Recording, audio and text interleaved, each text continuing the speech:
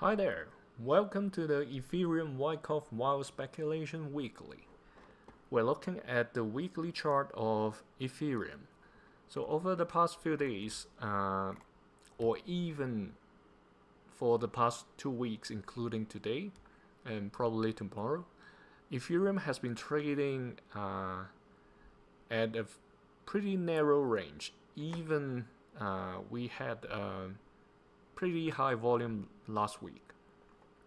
So, given the backdrop of the Wyckoff distribution pattern that we've seen the up first, and I've put this tentative preliminary support tag over here. Before getting into the details, as usual, these sessions are not financial advice, they're for education and research purpose only. However, your comments and discussions are very welcome. So, given this backdrop, there may be a chance that we have seen the selling climax already. Just a maybe. Not definite yet. Until I see an automatic rally that happens next.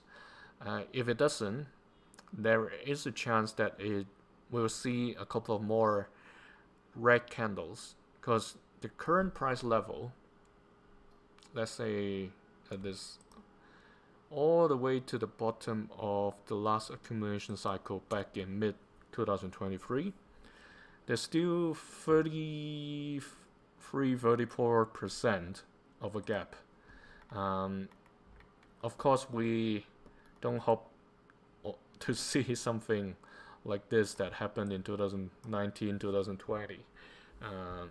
Let's assume the 2022-23 level is our first reference for the time being, unless the macroeconomic environment is getting really bad because of all the trade negotiations going on.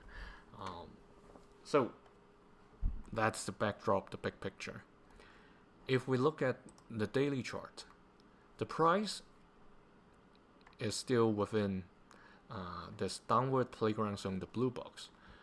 Over the past week, the price has been trading pretty much horizontal. If we look at these candles, the 7 candles we have, it's pretty much at this horizontal level, not much of a surprise. However, this trading range, one interesting thing for Ethereum or Ether is the trading range started right after Christmas last year. So this has defined the bottom of the range. This has defined the bottom in late January, the top of this playground zone.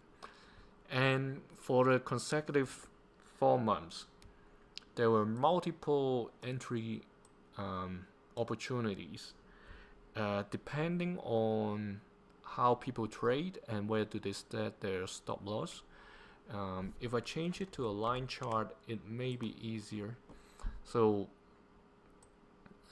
these may be some entry points and take profit points, actually 2 tops over here and 1 over here. So many bounces between the top edge and bottom edge. So if some people like pushing their stop loss along with the price actions, some of this middle point would have been their take profit point, and then they would re-enter and then take profit and re-enter and take profit. Many times you can see 1, 2. If I only count the large circles, except the first 2 defining the boundaries, there's 1, 2, 3, 4, 5, 6, 7, 8, 9, 10, 11.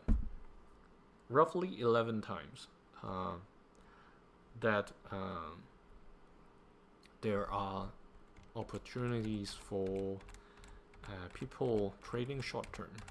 So let's take away these circles and going back to this downward trend. Like I said, given the price has already re-entered the long-term playground zone and we are waiting for a definition of the accumulation stage to happen, if an automatic rally happens, that's going to be the event that's bring the price to break outside of this long downward flag in terms of candlesticks pattern terminology. So whether the price will bounce downwards from the top, it's only like roughly 2-3 days left before the price hits the top edge of this downward flag. Is it going to bounce downwards, or is it going to exhibit a rally to retest the resistance line defined by the white box?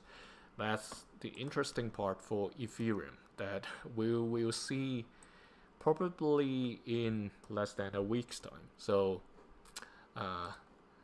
let's wait for that to happen and see how the accumulation period develops this